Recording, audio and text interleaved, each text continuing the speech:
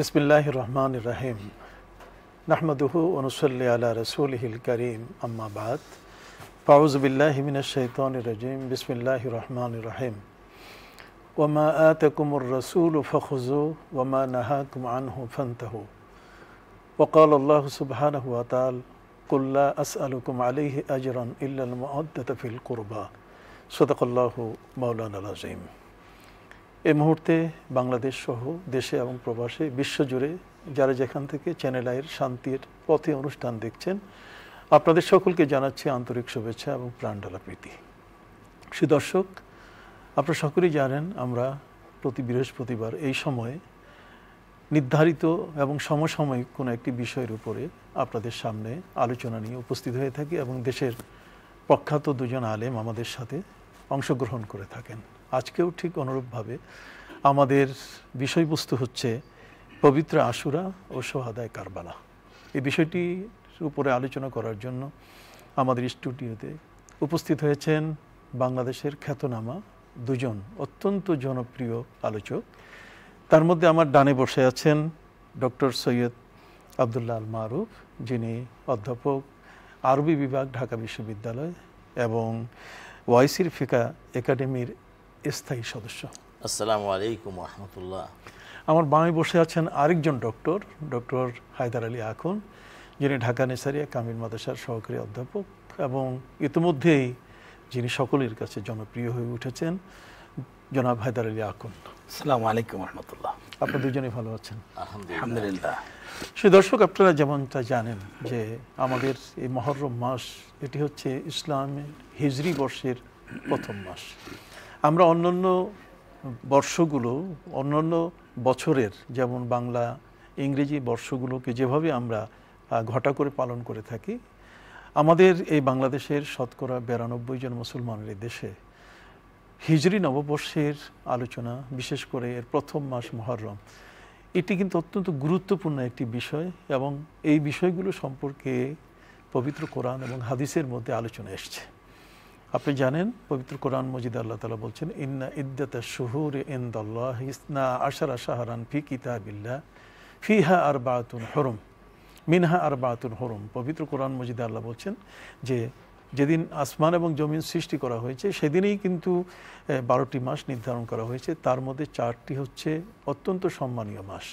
এই 4টির মধ্যে একটি এককভাবে আলাদা হয়ে আছে, সেটা রজব মাস, আর বাকি 3টি পাশাপাশি মোতাওয়ালিয়াত, একটি মাস আরেকটি মাসের পরে, যেমন জিলকাত, জিলহাস এবং মহররম। আর এই মহররম মাসটি হচ্ছে মুসলমানদের কাছে অত্যন্ত গুরুত্বপূর্ণ হিজরি বর্ষের একটি প্রথম মাস। আর মহররম শব্দের অর্থ হচ্ছে সম্মানীয়, এবং আমাদের প্রিয় নবী সাল্লাল্লাহু আলাইহি সাল্লাম তিনি বলেছেন যে এটা হচ্ছে আল্লাহর মাস, এটা শাহরুল্লাহিল হারাম আল মহররম। অতএব সেই মহররম মাসের অত্যন্ত গুরুত্বপূর্ণ যে বিষয়টা, সেটা হলো আশুরা। আপনি জানেন এই আশুরার দিনটি, আশুরা মানে মহররম মাসের 10ম তারিখ। এই 10ম তারিখের ইবাদত বন্দেগী সম্পর্কে প্রাচীন ইতিহাস থেকে যেটা জানা যায় সেটা হলো এটা আগে এই দিনে রোজা রাখা ফরজ বা ওয়াজিব ছিল, একটি দিন মাত্র বছরের। এর পরবর্তীতে যখন রমজান মোবারকের আয়াত নাজিল হয়, ফামান শাহিদা মিনকুমুশ শাহরা ফাল ইয়াসুম বা শাহরু রমাদান আল্লাযী উনজিলা ফীহিল কুরআন, তখন এই নতুন করে এক মাস ব্যাপী সিয়াম সাধনার ইবাদতটি আমাদের কাছে আসে এবং আমাদের আশুরার দিবসে ইবাদতটি এটা সুন্নত হিসাবে আমাদের কাছে উপস্থিত থাকে। আমাদের প্রিয় নবী সাল্লাল্লাহু আলাইহি ওয়াসাল্লাম তিনি রমজান মাসের আগেও আশুরার ইবাদত করতেন, রোজা রাখতেন, তার পূর্বপুরুষরাও করতেন, নবী রাসূলগণ করতেন। তো আজকের যারা আমাদের মাঝে দুজন আলোচক আছেন, আমি ডক্টর আবদুল্লাহ আল মারুফ, আপনার কাছে প্রথমে জানতে চাইব যে এই যে আশুরা একটি ইবাদতের, মহররমের ইবাদতের একটি দিন, কিন্তু সেই দিনটাকে ঘিরে কারবালার একটি স্পর্শ সেখানে আছে। আপনি বিষয়টাকে যদি দুই দিকে মিলে একটু বলেন। জি, বিসমিল্লাহ আলহামদুলিল্লাহ ওয়াসসালাতু ওয়াসসালামু আলা রাসূলিল্লাহ ওয়া আলা মাবাদ। বিজ্ঞ উপস্থাপক, আপনি দুই দিকে মিলে বলার জন্য বলেছেন। অ্যাকচুয়ালি 10ই মুহররম একটি অতি গুরুত্বপূর্ণ ডেট। এই ডেটে আল্লাহ রাব্বুল আলামিন সেই সৃষ্টির প্রথম থেকে অনেক বড় বড় ইভেন্ট, অনেক সভ্যতাকে মোড় ঘুরে দেওয়ার মতো যে সকল টার্নিং পয়েন্ট আসছে সব কিছু এখানে করেছেন। এবং আমরা যতটুকু জানি যে সেই 10ই মুহররম হলো বড় বড় বিপদ থেকে নিষ্কৃতি দিবস এবং বড় বড় বিজয়ের দিবস। কিন্তু 10ই মহরম যেটা ফুরাত নদীর তীরে 61 হিজরি সালে অথবা 680 খ্রিস্টাব্দে 10ই অক্টোবর ঘটেছিল, সেই বিয়োগান্ত ঘটনাটি কিন্তু এর থেকে বাহ্যত আলাদা। কারণ এখানের মধ্যে আমরা দেখি যে মহানবী সাল্লাল্লাহু আলাইহি ইসলামের প্রিয় দৌহিত্র হযরত হুসাইন আলাইহিস সালাম তিনি সেখানে সপরিবারে একটা অসম যুদ্ধে লিপ্ত হয়েছেন। উনি লিপ্ত হন নাই, তাকে বাধ্য করা হয়েছিল এবং সেটি এমন একটি ঘটনা হয়েছে যে সেটা একটা কনস্ট্যান্ট ইন্সপিরেশনের আমাদের একটা সোর্স হিসাবে এখন কাজ করতেছে। এবং কবি বলেছে কতল হুসাইন আসল মে মর্গি আজিদ হ্যায় ইসলাম জিন্দা হতা হ্যায় হর কারবালা কে বাদ। এই যে ইসলামের প্রত্যেক কারবালার পরে ইসলাম জিন্দা হয়, যেমন এখন ফিলিস্তিনের মধ্যে যে কারবালা চলতেছে, এখান থেকে হয়তো কোনো একটা ভালো বিজয় আমরা পাবো। কিন্তু এই যে বিয়োগান্ত ঘটনাটা সেটা হলো এমনই যে এক সীমার এমন একটা লোক ছিল যে একজন সাহাবীর ছেলে, সে রাসূল করিম সাল্লাল্লাহু আলাইহি ওয়াসাল্লামের নাতির বুকের মধ্যে বসে গলায় ছুরি ছাড়ালো। এবং উবাইদুল্লাহ বিন জিয়াদ সে ছিল একটা কুপার গভর্নর, সে মুসলিমদের একটা নেতৃত্ব দিবে, সে করলো তার সাথে গাদ্দারি। এবং ইয়াজিদ সে তাকে যিনি খলিফা দাবি করেছিলেন বা মুয়াবিয়া ওনাকে খলিফা বানিয়েছিলেন, তিনি কি করলেন যে হযরত হুসাইন এবং তার ফ্যামিলিকে একেবারে ব্লকেট করার জন্য, যে কোনো উপায়ে তাদেরকে প্রতিহত করার জন্য অর্ডার দিয়ে দিলেন। তো এই যে ঘটনা ঘটলো সেইটা আমি বলবো যে এই ঘটনার পরে ইয়াজিদ তো 3.5 বছরের মাথায় অপমৃত্যু হয়েছে এবং তখন মুসলিম জাহান যে গণতন্ত্র তথা ইসলামী গণতন্ত্র বা খেলাফতের যে আসল রূপ থেকে সরে যাচ্ছিল সেটা কিন্তু আবার শহীদ ট্র্যাকে ফিরে এসেছে। তো সেই দিক থেকে এটাও অনেক বড় একটা ইভেন্ট ছিল, এটা কিন্তু একটা রেজাল্টের দিক থেকে অনেক বড় ছিল। কারণ হযরত হুসাইন আলাইহিস সালাম রাদিয়াল্লাহু তাআলা আনহু উনি যে শহীদ হবেন এটা হযরত জিবরাইল আলাইহিস সালাম আগেই বলে গিয়েছেন এবং আল বিদায়া ও নেহায়া কিতাবের মধ্যে উল্লেখ আছে। জিবরাইল আলাইহিস সালাম এসে বলেছিলেন, ইয়া রাসূলুল্লাহ, আপনি কি আপনার নাতিকে খুব পছন্দ করেন? আমি খুব ভালোবাসি। কয় তিনি তো যেখানে শহীদ হবেন তার মাটি আমার হাতে। সেই মাটি উনার রাসূল পাক সাল্লাল্লাহু আলাইহি ওয়াসাল্লামের কাছে দিয়েছিলেন, আর উম্মে সালমার কাছে ছিল এবং বলল যেদিন এটা রক্ত হয়ে যাবে সেদিন কিন্তু হইবেন। ঠিকই হযরত হুসাইন রাদিয়াল্লাহু তাআলা আনহু শহীদ হওয়ার 16 দিন পর খবর গেছে মদিনাতে, কারণ তখন তো আর এরকম যোগাযোগ ব্যবস্থা ছিল না। কিন্তু যেদিন উনি শহীদ হয়েছেন তখনই ইবনে আব্বাস রাদিয়াল্লাহু তাআলা আনহু বলতেন, দেখুন তো ওই শিশির কি অবস্থা, দেখা গেল শিশির বালুগুলো হঠাৎ করে সব রক্তে পরিণত হয়ে গেছে। তখন তিনি বলেন ইন্না লিল্লাহি ওয়া ইন্না ইলাইহি রাজিউন, হযরত হুসাইন শহীদ হয়ে গেছেন। তো যাই হোক, আমাদের এই 10ই মুহররম একটা এমন একটি তারিখ যেই তারিখে আল্লাহ রাব্বুল আলামিন অনেক ঘটিয়েছেন, অনেক বড় বড় ইভেন্ট, যেমন আমাদের মুসলিম জাহানের যে একটা বিশাল পরিবর্তন সেটা কিন্তু তার মাধ্যমে এসেছে এবং উমাইয়া খেলাফত ধ্বংসের এবং পতনের কিন্তু এটাই মূল ছিল। তো সেই জন্য আমরা মনে করি যে সেটি একটা ঘটনা ছিল, কিন্তু সেই ঘটনার ইন্সপিরেশন, সেটার চেতনা আজও আমরা ধারণ করে আছি। আজও আমরা মনে করি যে ইসলামের মধ্যে হক এবং বাতিল দুইটা জিনিস আছে। কারণ একই জায়গাতে তার আজান দিয়ে 2 টাকা নামাজ পড়তো হুসাইন আলাইহিস সালাম, তার পরিবার 72 জন লোক নিয়ে, এবং অন্যরা রেগুলার আর্মি ছিল তারা পড়তো, দুজনে নামাজ পড়তো, দুজনে আজান দিত, কিন্তু একজনের আকীদা নষ্ট খারাপ ছিল এবং তাদের দুনিয়ার পার্থিব পাওয়ার জন্য তারা অসত্যের পথে গিয়েছিল, আর যে কারণে আরেকজন সত্যের জন্য তার সুপ্রিম স্যাক্রিফাইস উনি জীবন দিয়ে দিয়েছেন। ধন্যবাদ আপনাকে ডক্টর হায়দার আলী। এখন আপনার কাছে যেটা জানতে চাচ্ছি সেটা হলো, আজকে তো মূলত 2টো বিষয় নিয়ে আমরা কথা বলছি। একটা হচ্ছে আশুরা। তো আশুরার পর্বটি নিয়ে আপনি কথা বলেন যে এই আশুরার এই দিনটা এটা এত গুরুত্বপূর্ণ দিন কেন, এবং সেই আশুরায় আমাদের করণীয় কি, আর আপনার কাছে আমরা শুনব কারবালা সম্পর্কে। জি ধন্যবাদ আমাকে এই সুযোগ দেওয়ার জন্য। অত্যন্ত ভালোই বলছিলেন আমাদের সহ আলোচক যে আসলে আশুরা হচ্ছে মুহররম মাসের 10ম দিবস। মূলত মুহররম মাসটাই হচ্ছে আল্লাহ তাআলার কাছে অন্যতম একটি পবিত্র মাস, সম্মানীয় মাস, যেই মাসে মূলত রাসূল পাক সাল্লাল্লাহু আলাইহি ওয়াসাল্লাম এই পুরো মাসটা কি তাজিম করার জন্য বলেছেন। নবীজি বলেছেন, তোমরা যদি রমজান ছাড়া অন্য কোনো মাসে রোজা পালন করতে চাও, রোজা রাখতে চাও, তাহলে সেটা মুহররম মাসই রাখো, কেননা এটি আল্লাহ তাআলার মাস। ফাইন্নাহু শাহরুল্লাহিল মুহররম, এটি আল্লাহ তাআলার মুহররম মাস। এবং এই মাসে রাসূল পাক সাল্লাল্লাহু আলাইহি ওয়াসাল্লাম রোজা রাখার জন্য বলছেন, এই জন্য বলছেন যে এই মাসে আল্লাহ তাআলা অনেকের তওবা কবুল করেছেন এবং অনেকের তওবা কবুল করবেন, অনেকের তওবা কবুল করেছেন এবং অনেকের তওবা কবুল করবেন। যে কথাটি ইতিমধ্যে কিছু আলোচনা এসেও গেল যে মূলত আশুরাটি এই মুহররম মাসের এই 10 তারিখে কারবালার প্রান্তরে যে হৃদয় বিদারক ঘটনাটি ঘটেছে, তার মাধ্যমে মুসলিম হৃদয়ে যে এক বেদনার একটি পাথর জমে আছে, সেটা তো আছেই, কিন্তু এর আগে থেকেই মূলত আশুরাটি গুরুত্বপূর্ণ ছিল। একাধিক হাদিসে রয়েছে। আব্দুল্লাহ ইবনে আব্বাস রাদিয়াল্লাহু আনহু বলেন, রাসূল পাক সাল্লাল্লাহু আলাইহি ওয়াসাল্লাম যখন মদিনায় আসলেন তখন তিনি দেখলেন যে মদিনা ইহুদিরা এই মুহররমের 10 তারিখে রোজা পালন করতেছেন। তখন নবীজি জানতে চাইলেন যে কেন তোমরা এই দিনে রোজা রাখো? তখন তারা বলল যে ফাইন্নাহু আজিমুনাহু, তারা এই জন্য তারা সম্মান করতেন যে লিআন্না আল্লাহ তাআলা আনজালাল্লাহু তাআলা মূসা আলাইহিস সালাম মিন ফিরাউন ওয়া গাররাকা ফিরাউন, যে হাদিসটি রয়েছে সেখানে দেখা গেল যে আল্লাহ তাআলা মূসা আলাইহিস সালামকে ফিরাউনের হাত থেকে তার দলবলকে সেদিন আল্লাহ তাআলা বিজয় দান করলেন এবং নিষ্কৃতি দান করলেন। পক্ষান্তরে ফিরাউনকে আল্লাহ তাআলা সেদিন তার দলবল সহ পানিতে নিমজ্জিত করে ধ্বংস করে দিলেন। সেই জন্য আমরা এই দিনকে আল্লাহ তাআলার শুকরিয়ার জন্য মূসা নবী রোজা রাখতেন, আমরাও রাখি। নবীজি বলেন আমরা মূসা আলাইহিস সালামের সাথে তোমাদের থেকে বেশি হকদার, কারণ তিনিও আসমানি কিতাবপ্রাপ্ত নবী, আমিও আসমানি কিতাবপ্রাপ্ত নবী। সে কারণে রাসূল পাক সাল্লাল্লাহু আলাইহি ওয়াসাল্লাম ফাসামাহু ও আমারা বিসিয়ামি, তিনি নিজে রোজা রাখলেন এবং যারা রোজা সেদিন সকালে তখনও কিছু খাননি তাদেরকে রোজা কন্টিনিউ করতে বললেন, আর যারা কিছু খেয়েছেন তার খেতে না করলেন যে আর না খেয়ে তোমরা দিবসটাকে এভাবে পালন করো। এবং পরবর্তীতে দেখা গেল যখন একটি কোশ্চেন আসলো যে এখানে ইহুদিরা এই দিনটাকে সম্মান করতেছে, আমরাও যদি সেই দিনকে সমানভাবে সম্মান করি তাহলে ইহুদিদের সাথে আমাদের একটা সাদৃশ্য এসে যায়। তো সে কারণে রাসূল পাক সাল্লাল্লাহু আলাইহি ওয়াসাল্লাম বললেন আমি যদি বেঁচে থাকি তা আগামী বছর থেকে আমরা 9, 10 অথবা 10, 11 রোজা রাখবো। তার মানে হচ্ছে যেন ওদের সাথে এই ইবাদতটা একেবারে পরিপূর্ণ হুবহু সাদৃশ্য হয়ে না যায়। তো সেখানে আমরা লক্ষ্য করলাম যে এই দিনটি মূলত আগে থেকেই অত্যন্ত সম্মানিত ছিল। অনেক অলৌকিক ঘটনাগুলো সেখানে ঘটেছে। তাফসিরে তাবারি, ইবনে জারির তারা এ ব্যাপারে এই আয়াতের আলোকে কিছু আলোচনা এনেছেন, যেখানে আল্লাহ তাআলা আদম আলাইহিস সালামকে সৃষ্টি করেছেন, জান্নাতে দিয়েছেন, দুনিয়ায় প্রেরণ করেছেন। আদম হাওয়ার সাথে তার সাক্ষাৎ এবং তাওবা কবুলের ঘটনা, মুসা আলাইহিস সালামকে 10 জন নবীদেরকে আল্লাহ তাআলা বিভিন্নভাবে সম্মানী করেছেন এবং তাদেরকে বিজয় দান করেছেন।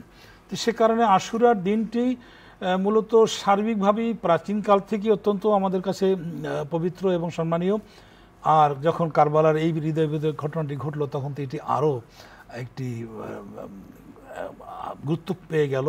মানে ওই গুরুত্বের সাথে আরেকটা গুরুত্ব যে বাতিলের সাথে আপোষহীন ইত্যাদি। তো আমরা আপনার কাছে আসবো, আপনি সুন্দর বলেছেন। একটি প্রশ্নের উত্তর আপনার কাছে আমি নেব, আর সে প্রশ্নটা হলো নবী কারীম সাল্লাল্লাহু আলাইহি ওয়াসাল্লাম তার হাদিসে এটাও এসছে যে যদি আমি বেঁচে থাকি তা আগামী বছর আমি 9 তারিখে সহ 10 তারিখ, তো 9 তারিখে রোজা রাখলে তো তার আশুরা হচ্ছে না, আশুরা তো 10 তারিখে, তার 9 তারিখটা যোগ হলো।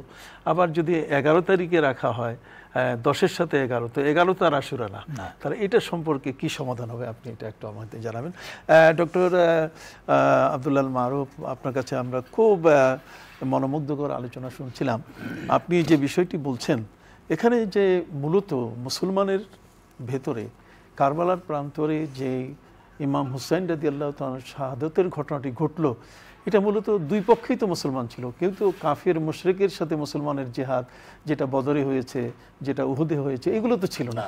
কিন্তু এই যে নবী করিম সাল্লাল্লাহু আলাইহি ওয়াসাল্লাম যে তার কাছে জিবরিল আমিন মাটি দিয়ে গেলেন কারবালার, আর হযরত উম্মে সালামা রাদিয়াল্লাহু তাআলার কাছে রেখে বলেন যেদিন শিশির বালুগুলো রক্তাক্ত হয়ে যাবে, রক্তবর্ণ, সেদিন তুই মনে করে যে আমার হুসাইন শহীদ হয়েছে। কারণ এই যে ইমাম হুসাইন রাদিয়াল্লাহু তাআলাকে শহীদ হওয়ার ঘটনা, আর ইমাম হুসাইনের প্রতি যে আমাদের প্রীতি ভালোবাসা আহলে বাইত হিসাবে, পাক পাঞ্জাতন হিসাবে যারা এই কাজটি করলো, তাদের অন্তরে কি এই মহব্বতটুকু ছিল না? আপনি সম্বন্ধে কি? জি, অবশ্যই মহব্বত ছিল না। কারণ অনেকেই এখন বলে শুরু করেছেন যে ইয়াজিদ চায়নি যে হযরত হুসাইন রাদিয়াল্লাহু তাআলা আনহুকে একেবারে হত্যাই করুক। যদি এটাই বলা হয়, ইতিহাসবেত্তাগণ এখন কিন্তু অ্যানালিসিস করে এটা বের করেছেন, যখন ওবায়দুল্লাহ বিন জিয়াদ বর্ষার আগার মধ্যে কর্তৃত্ব শির নিয়ে ইয়াজিদের দরবারে ইয়াজিদের কাছে রাখলো, তখন সে বলল যে একটা প্লেটের মধ্যে রাখো তো, এটাকে রাখার পরে তার হাতের লাঠি দিয়ে হযরত হুসাইন রাদিয়াল্লাহু তাআলা আনহুর দাঁতের মধ্যে বাড়ি বাড়ি দিয়া বলে কেমন লাগে কইতেছিল।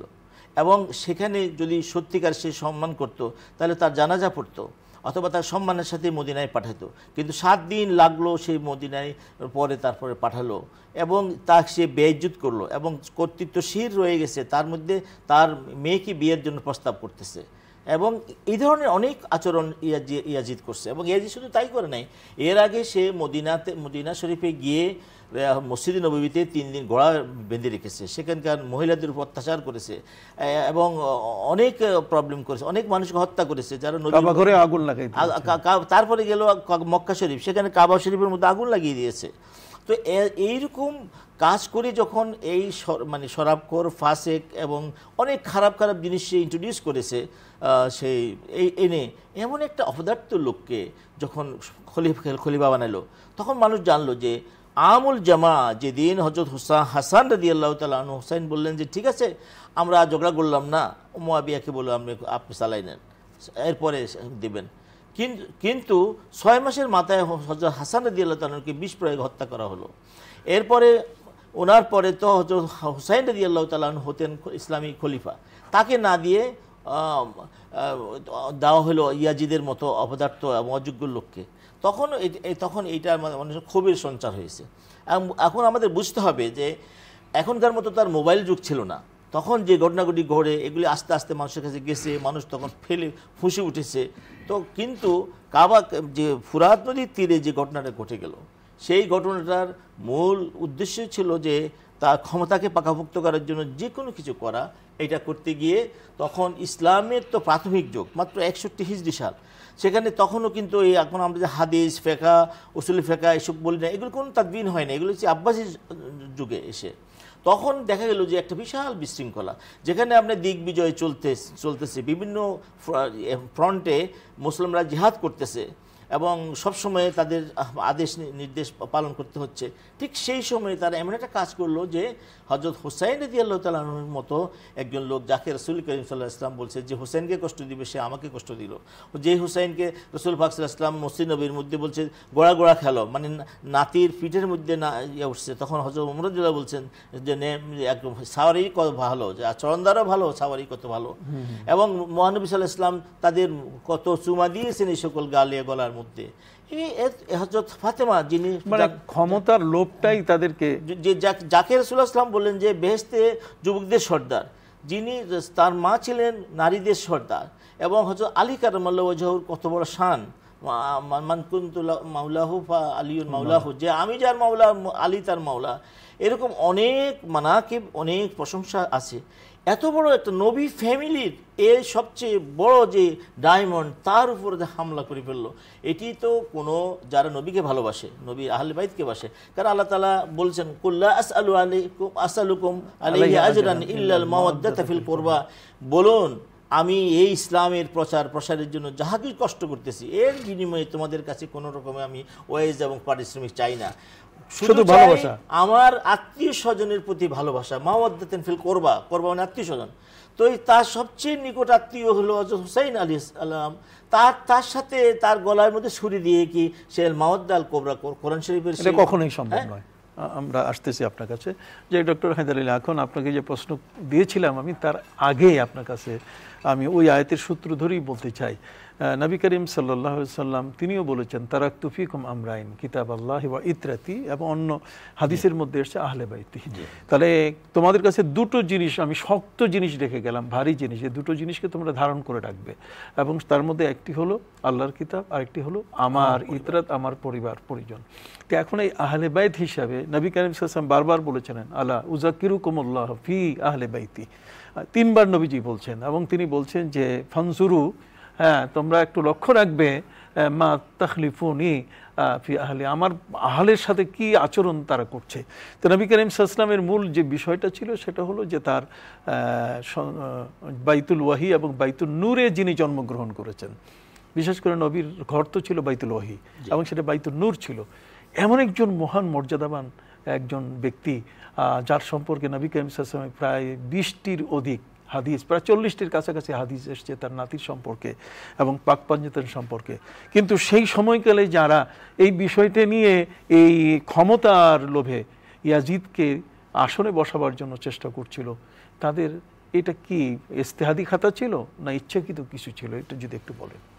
যে গুরুত্বপূর্ণ একটি বিষয়, মূলত আসলে হব্বে রসুল যার কলবে নেই তাকে তো আমরা পরিপূর্ণ মোমেনও বলতে পারি না। আর নবীজির প্রতি মহাব্বতটাই তো মূলত নবী পরিবারের প্রতি মহাব্বতকে আকৃষ্ট করত। তো সে কারণে যেই লোকগুলোর কথা আমরা আলোচনা করতেছি, ইয়াজিদ সহ অন্যান্য যে মালউন লোকগুলোর কথা আমরা বলতেছি, তাদের মধ্যে মূলত এ সময় এই ইসলামী সাম্রাজ্যের রাজত্বটাই তাদের কাছে খুব বড় হয়ে দাঁড়িয়েছিল।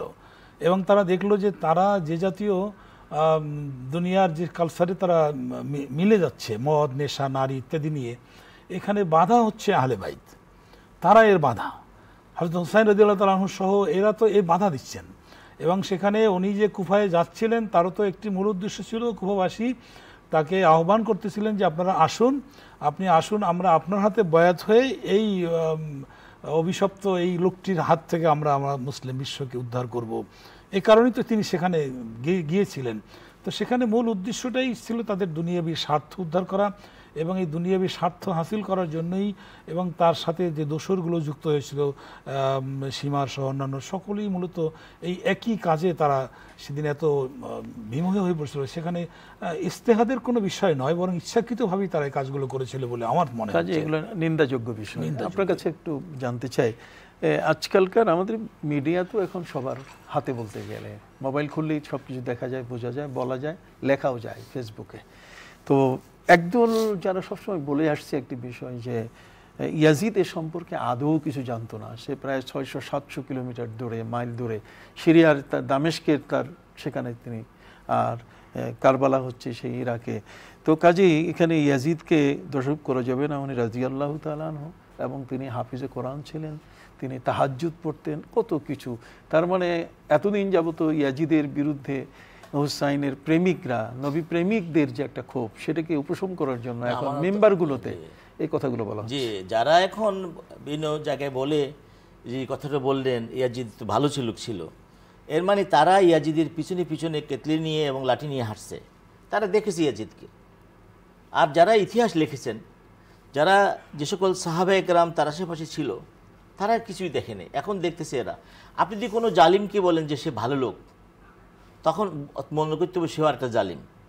ইয়াজিদকে ইমাম আহমদ ইবনে হাম্বল রহমতুল্লাহ আলাইহি বলছেন যে কাফের, সে কাফের। কারণ একটু আগে আমাদের ডক্টর হায়দার আলী বললেন না যে লা ইউমিনু আহাদুকুম হাত্তা আকুনা আহাব্বা ইলাইহি, যে এখানের সাথে তো মহাব্বতের রিলেটেড আছে। আর পৃথিবীর সমস্ত ওলামায়ে কেরাম বলছেন যে এটা ফাসিক, এতে কোনো সন্দেহ নেই। ফাসিক মানে বড় ধরনের পাপিষ্ট, শুধু না। আচ্ছা, এবং একজন পাপ করলে, যে ব্যক্তিগত পাপ করলে এক কথা, কিন্তু যখন একটা খেলাফতের সিস্টেমকে নষ্ট করে দেয়, মুসলিম জাহানকে নষ্ট করে দেয়, তাহলে এটা অনেক বড় ধরনের পাপ। তাহলে ইয়াজিদের মতো, যাকে ইয়াজিদকে রহমতুল্লাহ আলাইহি বলে, তারা এর মানে তারা হযরত হুসাইন রাদিয়াল্লাহু তাআলা আনহুকে ভালোবাসে না। এবং এই ধরনের লোককে ফাসিকের থেকে নিচে বলা যাবে না। যারা ইয়াজিদকে রহমতুল্লাহ আলাইহি বলে, ইয়াজিদের পক্ষ অবলম্বন করে, ইয়াজিদ সরাসরি হুকুম দেয় নেই বলে, এভাবে কোনো না কোনোভাবে ইয়াজিদকে পক্ষ অবলম্বন করে ইয়াজিদকে বাঁচাইতে চায়, হ্যাঁ, তাহলে সে হবে কি, সে কমপক্ষে ফাসিক। এ সকল লোকের পিছনে নামাজ পড়াই দুরুস্ত নেই। কারণ এরা, আপনি হযরত হুসাইন রাদিয়াল্লাহু তাআলা আনহুর বুক জবাই করার আগে অনেকগুলি তীর মেরেছিল, ওনার ঘোড়ার মধ্যেও তীর মেরেছিল, ওনার বুকও তীর মেরেছিল। আর আজকে আমাদের আহলে বাইতের প্রতি আমাদের যাদের মহাব্বত, তাদের বুকের মধ্যে তীর মারতেছে এই সকল লোকেরা, যারা ইয়াজিদকে ভালো বলে। যারা ইয়াজিদকে ভালো বলে, আপনার আর কোনো চিন্তা করতে হবে না যে সে যে একটা ইসলাম থেকে দূরে সরে গেছে। এটা ধন্যবাদ ডক্টর হায়দার আলী। এখন আপনি জানেন যে হযরত ইমাম হুসাইন রাদিয়াল্লাহু তাআলা আনহু ভদ্রতা এবং অন্যান্য বিষয়গুলোতে তার তুলনাহীন একজন ব্যক্তি ছিলেন। হযরত ইমাম হাসান রাদিয়াল্লাহু তাআলা ইন্তেকালের পরে ক্ষমতা তো তার হাতেই আসার কথা ছিল, কিন্তু সেই ক্ষমতা তার হাতে না এনে বরং এই যে একটা প্রতারণার ছক আঁকানো হলো, আপনি যদি 1 মিনিটে বলেন, এগুলো কি আসলে এই মুসলিম মিল্লতের জন্য শুভকর হয়েছে? মোটেই শুভকর হয়নি। এটি খুবই মুসলমানদের জন্য আপনার বিব্রতকর অবস্থা হয়েছে এবং এর পিছনে নিঃসন্দেহে পরাজিত শক্তি অর্থাৎ সেই তৎকালীন কাফের মুশরিক যারা মুসলমানদের বিজয়কে মোটেই সহজে মেনে নিতে পারেনি, তাদের গভীর ষড়যন্ত্র ছিল এবং সেই ষড়যন্ত্র টোপ হিসাবে মূলত এই লোকগুলো আমাদের বিরুদ্ধে ব্যবহৃত হয়েছে বলে আমাদের মনে হয়। ধন্যবাদ আপনাদের দুজনকে। আপনারা অত্যন্ত গুরুত্বপূর্ণ আলোচনা করলেন সেই পবিত্র আশুরা এবং সোহাদায়ে কারবালার উপরে। সেই দর্শক, আপনারা জানেন ইমাম হুসাইন রাদিয়াল্লাহু তাআলা আনহুর কর্তৃত শির মোবারক সেটা কিন্তু দামেস্কেও নেওয়া হয়েছিল এবং সেখানে ইয়াজিদ একটি আসর করেছিল। সেই আসরের মধ্যে সেই দেশের গণ্যমান্য ব্যক্তিদেরকে উপস্থিত করেছিল। সেখানে একজন খ্রিস্টান অ্যাম্বাসেডর তিনি উপস্থিত ছিলেন। যখন এই ইয়াজিদ তার সেই বদরের যুদ্ধে তার আপনজন যারা নিহত হয়েছে তাদের প্রতিশোধ নেওয়ার ক্ষেত্রে যখন কবিতা পড়ে ইমাম হুসাইন রাদিয়াল্লাহু তাআলা দাঁত মোবারকের উপরে সে নক করছিল, সেখানে আঘাত করছিল, এটা দেখে সেই খ্রিস্টান অ্যাম্বাসেডর বলছে যে ইনি কে? ইমাম হুসাইন রাদিয়াল্লাহু তাআলা তোমাদের নবীর দৌহিত্র। আমাদের ঈসা আলাইহিস সালাম তার ঘোড়ার পায়ের নিচের দুলিটা কোথায় পড়েছে আমরা 1000 মাইল গিয়ে সেখানে শ্রদ্ধা করি, আর আজকে তোমরা ইমাম হুসাইন নবী দৌহিত্রের সেই মুখের উপরে দাঁতের উপরে এভাবে আঘাত করছো। এই যে কতগুলো নেক্কারজনক কাজ সে করেছে, এতে কি ইয়াজিদকে বলা যাবে যে পৃথিবীর মধ্যে সে একজন ভালো মানুষ রাদিয়াল্লাহু তাআলা আনহু, সে তাহাজ্জুদ গুজার? ইমাম হুসাইন রাদিয়াল্লাহু তাআলার প্রতি এবং সেই 72 জন যারা সাহাবায়ে ইকরাম সহালে বাইতের পরিবারের অন্তর্ভুক্ত ছিলেন সেই ব্যক্তিদের উপরে নির্মমভাবে কারবালার যে ইতিহাস ঘটে গেল, যেটি আমাদের ডক্টর আব্দুল আল মারুফ পরিষ্কার করে তিনি বললেন যে 3 দিন মসজিদে নববীর নামাজ বন্ধ করে দিয়েছে যে দুষ্ট দুরাচার, 10,000 সাহাবায়ে ইকরাম হত্যা হয়েছে, নিহত হয়েছেন, শাহাদাত বরণ করেছেন, কাবা ঘরে আগুন লাগিয়ে দিয়েছে, সেই সিংটা পর্যন্ত জ্বলে পড়ে ছাই হয়েছে হযরত ইব্রাহিম আলাইহিস সালামের ছেলে ইসমাইলকে জবাই করতে গিয়ে। সেই দর্শক শ্রোতা, এগুলো মনে রেখে আমাদেরকে সামনে সিদ্ধান্ত নিতে হবে। মহরম এটি ইবাদতের মাস, মহরম এখানে বিয়ে শাদী সব কিছু চলবে, কিন্তু কোনো অবস্থাতেই আমরা যেন এই দুষ্ট দুরাচার যারা রাদিয়াল্লাহু তাআলা আনহু বলে আমাদের মসজিদের মিম্বরে বসে ইমাম হুসাইনকে যারা দুষ্ট মনে করে তাদের বিরুদ্ধে আমরা থাকি। সকলে ভালো থাকুন। আসসালামু আলাইকুম ওয়া রাহমাতুল্লাহি ওয়া বারাকাতুহু।